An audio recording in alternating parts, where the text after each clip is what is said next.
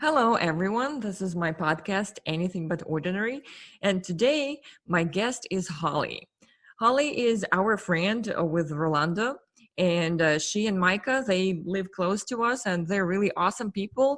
And I was jaw dropped because Holly does a very important job. She works as a teacher. She's the one who is raising your kids. So, Holly, hi, can you please introduce yourself and tell to the listeners about yourself a bit? Hi, I'm Holly Faith. I am the second of four kids. I grew up here in Southern California, and I've been a teacher for 5 years. This will be my sixth year. I've taught kindergarten the whole time, but this year I'm going to be first grade, so we'll see how that goes. Man, so that's really awesome. I know that I use this word a lot, awesome, but because I actually think so.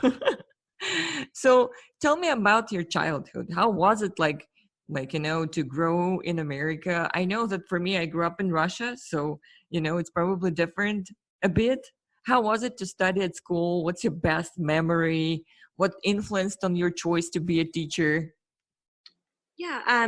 So I'm from a small town, a really small town, and I grew up in the lower middle class. So my dad worked in road construction, and my mom was a stay-at-home mom. So we sacrificed a lot as a family for her to be able to stay home with us. We didn't always have two cars. So my dad would take the car to work and we would walk to the library. But I'm from a small enough town that was okay. And I thought it was great because my mom was with us all the time and it was just the four of us, and we didn't do expensive vacations or anything, but we did go camping in the mountains during the summer and would do things like that. And would go to the beach for the day. So we had a really nice life, and we had a pool and a fort and a trampoline in our backyard. So we would just basically play all summer. And that was awesome. So my favorite childhood memory was swimming in the pool with my sister. We would pretend to be mermaids. And we had different sections of the pool. Like this was our secret lagoon and you had to swim underneath so the sharks wouldn't get you. Things like that. So that was my favorite. Do you have a fishtail? I did. Well, not in real life, but yeah, in my imagination I did. So I actually got mermaid tattoos of the two of us. Just as a reminder of my favorite memory. So that's great. Yeah, it's Did anything influence on you in your childhood for you to think, I want to become a teacher? I think I was raised to be very conservative Baptist. And so we were at church a lot growing up, and I used to help with Vacation Bible School and Awanas. I don't know if you know what Awanas is. It's like the kids program on Wednesday evenings at church. So I would always help with the preschool, kindergarten age kids. And I really enjoyed that. So I think that's kind of why when people would ask me what I wanted to be, I think that's kind of what made me think I might want to be a teacher when I grew up. Yeah, because you helped a lot others. That's really good. I know that we now switch to another subject, for example, again, study in university. Okay. How was university life? I know that for me, I lived in the dorm, and it was the dorm was 10 minutes away from my university, and I didn't have to think even about transportation. What about you? I lived, my first year I went out of state for college, and I lived in the dorms. And so I had a meal plan. So all the food was right there on campus. So I lived on campus and I ate on campus, and it was easy. I didn't have a car or anything. I just walked. If I needed something, I'd walk to the store or get a ride with a friend. But it was really nice. Yeah, everything was right there. I didn't have to worry about it. Then I transferred back to Cal Baptist in Southern California and in Riverside. And I lived in the dorms for my first year there. But then after that, I decided to commute to save money. But it wasn't too bad of a drive. It was 45 minutes. So it's always about the drive here in California, right? It's if you don't have a car, then you're a tiny bit doomed. Yes, I know you hear me mentioning that a lot. It is a big deal about a car, and it's kind of assumed that everybody can own a car here, I guess. Yeah, it's interesting because in Russia, you don't need a car. You just always go by public transport. And that's why those people who listen to me, also like my friends who stay in Korea, it's public transport always. So you don't have to own a car. And in America, it's all about like, hey, you're 16, you need to drive. Yeah, I actually didn't want to get my driver's license. I was worried about it. But my mom kind of forced me to 6 months before my sister left for college because she didn't want to have to drive me. I was on the swim team and I had to drive to the next town over to use the public pool for my swim practice. And she was like, there's no way I'm going to be driving you to swim practice every day. You need to get your license. So Oh my God. we don't really have public transport here. I mean, we do a little bit, like there are buses and things, and there is the train, but it's not consistent enough to use daily, I think. I don't know. Be Maybe you have a considered. different opinion. Yeah, we tried to go to Los Angeles before all this pandemic, and we decided, okay, well, let's just try to use public transport. And we just slept in, and then we figured out that like there is no train anymore that goes to Los Angeles. So basically, you mean that all people, when they're reaching 16, they have to have a car. For the most part, yeah. I know some people don't, and it's a problem, but it's kind of assumed here that you do have a car and you can get around. I do know that the school district helps people that can't afford it. Like they'll give gas cards to families and things to try to help them out, to make sure that kids can get to school. That's great. They're like busing for kids too, to help out. Like I took the bus for a while when I was growing up. So, but yeah, most people have cars. I have to say that Miss Holly has a kid, and this wonderful girl's name is Magnolia. And if you hear any sounds at the back, please, please understand. Yes. Sorry about that. She's playing in my lap, so we're doing our best over here. I think she's great. She's very independent. Yes, she just turned 5 months this week. Nice. So let's go back to our talk. And after you graduated, how hard was it to find job? Did you find job like easily? So you started being a teacher and you just started growing as a teacher? No, when I first earned my bachelor's degree, I actually did not go back to school right away to be a teacher because I graduated in December of 2008, and that's right when we had a recession.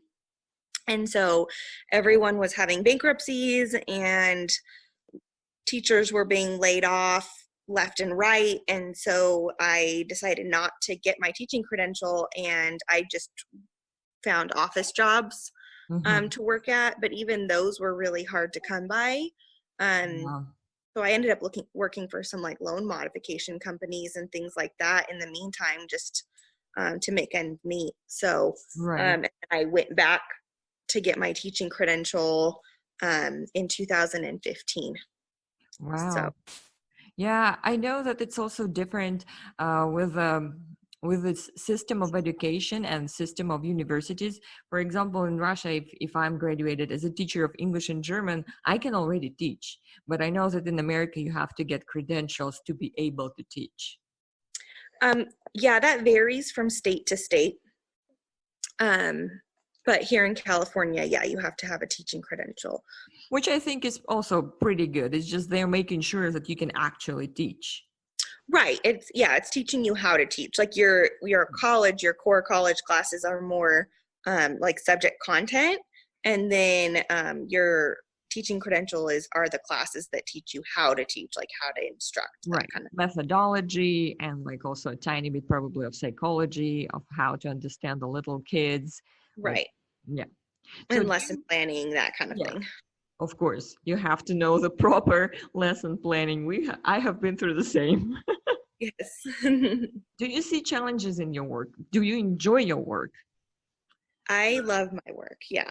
Yeah, I heard that before, and I was like thinking, oh my God, that's the teacher that loves teaching. Because in Russia, a lot of teachers just exist because it's such a low pay. It's really like shamefully low pay. So for me to see a happy teacher that enjoys teaching kids, it means like everything is good. So do you have any challenges at your work? I mean, teaching itself is challenging because you have to get to know all of the kids in your class and modify the way you're teaching to meet the needs of those kids, which is partially why I love it. Because when I just worked in a desk job, I was so bored every day. I just hated it. But every day is a challenge and every day is different in teaching. And so no class is the same. So it's not like you can write your lessons plans and use the exact same ones every year, because your class is different every year, and you like how you teach is a response to them. So I've been, and I feel like a lot of the challenges for me right now is learning, like I grew up in such a small sheltered context, like I'm learning more about other cultures and just people from different backgrounds from mine, and how to be responsive as a teacher to that. So I think that's kind of one of the main challenges I have right now, is to make sure that I'm not like forcing my viewpoint on my students, but that I'm being open-minded and responsive to all of those viewpoints. That's So I think very embracing, you know, that's very understanding. And you're even thinking about that. So many people wouldn't think about that. Oh, am I pressing the kids too much to think like me? I don't think many people would think about it. They would just teach the program, maybe. right. But I feel like it's even holidays. Like parents expect you to celebrate all of these holidays in your class, but there are kids that don't celebrate holidays at all, or they celebrate different holidays. And so I've become more and more aware of that, and tried to not put the focus of my whole class on the holidays, and tried to, still celebrate them a little bit, but not have it be the main focus for the whole month of December. Yeah. December is not Christmas and October is not Halloween. Like I try to teach more of the core subjects, and then introduce a little bit about the holidays, but not have it be the whole focus, because I think that's kind of disrespectful to the kids who don't even celebrate them. That's a really interesting point of view, because America is really a melting pot. It's so many cultures here. And finally, I think it's just started being recognized more and more, because before, those cultures, they just tried to survive and probably put roots in America. And now, once they're already living here generation by generation, they probably want to have some of their traditions too. Right. Yeah. Like my friend, my best friend teacher, she celebrates Eid, so she doesn't celebrate Christmas, but her kids are so involved in American culture that they'll go see Christmas lights and do things like that. But and she'll share about her holidays, but you never see it in school. So I'm just trying to be more aware of who could be in my classroom, and represent them as well, and buy books that show all races instead of just white kids, things Right. like that. Yeah, that's really great. I'm very impressed, honestly. And that's why I have my next question for you. How do you think teachers in America differ from teachers in other countries? To be honest, I don't know. I only know what you've shared with me, and it seems like we're a little bit more respected here, maybe, although not always. You have some parents who really respect you, and then you have other parents who really don't. So yeah, I feel like with education here, it's very political. So depending on who's in charge, they'll say, oh, we need more testing to make things equal, or we'll need, so like you'll see it's based on politics, and politicians get to decide a lot of it. So, oh, hold on. So we're continuing, and beautiful Magnolia is with us. I want to touch up also the emergency trainings of American teachers, because I have heard from Holly that teachers in America do get some training how to protect kids, how to do. We also have similar trainings in Russia in case of if earthquake happens, or some kind of flooding, or some emergency, or some kid gets really hurt or something. So we do have similar stuff. I just want to hear a bit about American emergency trainings. We have lots of different emergency trainings depending on what it is. Like here in California, our main form of natural disasters are earthquakes and wildfires. So, like if it's an earthquake, you train the kids to go underneath the tables and hold on so that nothing falls on them. And then like fire drills, we learn how to evacuate safely so that everybody's out of the building. And then like we do some active shooter trainings every year.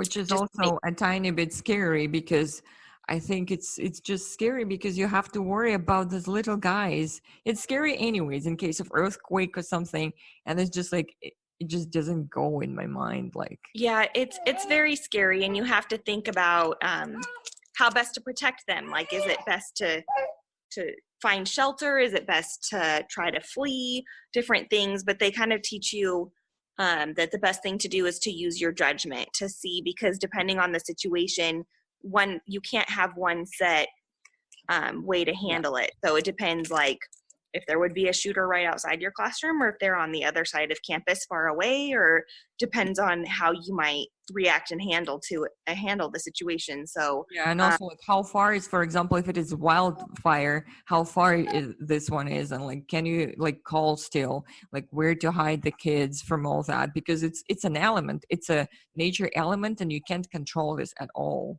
right, and I mean, it's not typical to have fires at school. It's more just to be prepared. So so kids know how to line up and where to go into the fields or that kind of thing. So, but as far as I know, I don't think there have even been any fires. So I think it's just a precaution. So if something does happen, the kids know what to do without panicking. Especially like the younger grades, like kindergarten, the first time they hear a fire alarm, they kind of get upset and start crying because they don't understand what's happening. So you kind of have to prep them and like, a fire alarm's going to go off. It's okay. We're going to line up quickly and we're going to go, and we're not going to stop and pick flowers on the way, So, yeah, and so it's just training them. I also think it's very important because you are a responsible adult and you're assessing the situation, how bad that is. And if they see that you freak out, they'll freak out even more, I think. Right. So you have to be calm and you have to use your best judgment. And I think that's kind of what they teach you, just to make a decision and act on it and follow through. So that's great. Yeah, that's really great that like a lot of things are considered here. So now another interesting question to you, because teachers are humans too. Do you have any things that make you angry at work or in life? I don't know. I think that's the same typical things that upset everybody, like getting cut off on the freeway. I mean, I don't know. I think, no, I love my job, and I think there's little frustrations that you always encounter. Like it's hard sometimes, like if you're having problems with a student, sometimes trying to talk to parents about it can be difficult, that kind of thing. But I've had really good experiences with teaching. So I don't get really upset too much about different things. So another question. What things make you happy about life or work? What makes you actually wake up every day and just, I am so happy that I have this job, that I have this husband, that I have this kid? Yeah, I am very happy. I feel like I'm very blessed. And I think part of that is perspective. Like I've learned a while ago that your happiness, a lot of it is based on your perspective. So like you can look at it and be like, oh, this one thing is wrong in my life. Or you can look at it and say, like, wake up and say, thank you, God, that I do have a good husband and that I do have a healthy baby and that I have a house to live in and I have a good job and I have supportive coworkers, like things like that. So I think a lot of it is perspective. And for me, I need sunshine. I've realized sunshine and nature are things that I need in my life, and exercise. So I try to make sure I exercise consistently and I get sunshine frequently. And I try to go camping and that kind of thing. So because those are the things that kind of keep me going. That's a really great answer, because I really think that losing the connection with nature can be very much depressing or upsetting. I think nature heals a lot. So we have talked about camping, and like I know, because my next question was like, what do you do for fun? But basically you kind of answered that. So can you tell me about your hobbies? I know that you were a swimmer. Do you, so like Holly is professional swimmer. She can swim like no one else. So, I don't know about that. well, I swim only one time to the bottom, so that's it. Oh my goodness. No, I was on swim team, so I love swimming, but I was never good enough to be like chosen for a college team or anything like that. But yes, I love swimming because I grew up with I grew up with the pool in my backyard. So I didn't learn how to swim strokes properly until high school. So I wasn't good enough to go swim in college. But it is one of my favorite types of exercise and just for fun. And I used to run half marathons. It's been a little while since I've been able to do that one, but used to run half marathons, and I don't know, just exercising in general makes me happy. Yeah, I used to do a lot of Puzzle, running too. blind dance. Yeah. Yeah, so like marathon is something that is I'm very familiar with. So do you have any other hobbies? Like I like to do puzzles in the summer, and I read a lot, and I'm kind of boring actually. I used to go line dancing, but I haven't really since I've been teaching. It's gotten a little bit harder to do that. So I have heard about line dancing, and is this really considered only a cowboy dance, or is it just like, not only devoted to cowboys? They use other kinds of music too, but it is a cowboy thing. So we were talking about hobbies in general, and my main hobby for Holly is right now raising a kid. Yes. How did your life change with a kid? Oh, dramatically. It's like your whole point of view changes. Like things that would have made me so angry before, I don't even care about now. And like literally, like I have invested so much money and time into my classroom, and my class, a lot of my stuff was destroyed when I was on maternity leave. And I went to go help clean it up. Hi. And what normally would have made me so upset, I would be almost like kicking something. Like I came home and I didn't even care. I held the baby and I was like, oh, well, she's what matters, not the stuff in my class. So it's just, I don't know. It's like your whole perspective on everything changes. That's really great. I noticed also with my previous guest, Natasha, she has 2 kids, and she told me the same. All the things that made me mad before, now I just don't care at all. Yeah. It's a magical transformation. It has turned me into a mama bear though. Like I don't get mad at the same things, but like if somebody could have been exposed to COVID and they touch the baby, I like freak out. So You have to explain to somebody who doesn't live in America what means mama bear. oh, it just means that you're very protective. Just like in nature, how a mama bear, like if anybody walks up to her cubs, would get really angry and attack you. It's kind of the same feeling. Like if anybody wants to hurt my kid, I'm gonna get in the way and stop them if I can. So That's cool. That's really cool. I know in Korea they also have like penguin papa, like eagle parents, like really? all that kind of stuff where it's like penguin papa when he just kind of cares but kind of not, here he's like my baby.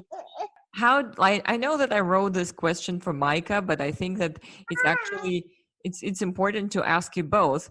How do you think how do you portray your future life? The question is how your life has changed with the baby, and how do you see your future life? I feel like it evolves her like I'm already like how I'm trying to see how to save up so she can go to college or buy a house when she gets older. And I want her to have a sibling, but I'm also concerned because I'm the primary breadwinner. And I'm switching jobs right now because I moved to be closer to my family. And so since it's my first year at a new school, if they do cut education's budget like it looks like they're going to this year, there's a good chance I could lose my job.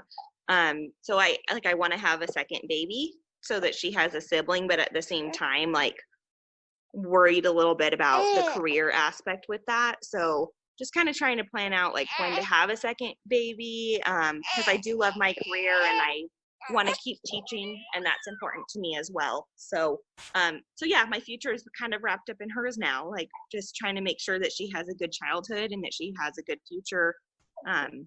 That's my primary focus now. I see that you're also trying to speak fast to figure out that Magnolia wouldn't insert her words. Right. So my other question to you is one of the last questions. What can you tell to inspire people who listen to this podcast? I think it's just always trying to focus on the positive. Like I said before, like look at the good aspects of life, like what's going right, just, being thankful for what is going right and trying to kind of be aware of the people around you and your effects on them. So I think, I don't know, that's what I've been working on in my life. And I don't know, I think it might help other people too. So Yeah, I think so too. I think it's very important to stay positive. And also, I really think that these are real heroes that are doing everyday job of raising kids, of going to school, of working at the supermarkets, of working as photographers, of working somewhere. It's like real heroes that are every day with us. So Holly is one of them. yeah. Well, thank you. Thank you very much for your time. And, I hope to interview you again later. And hopefully the baby won't try to contribute as much for the next one. Sorry about that. You're fine.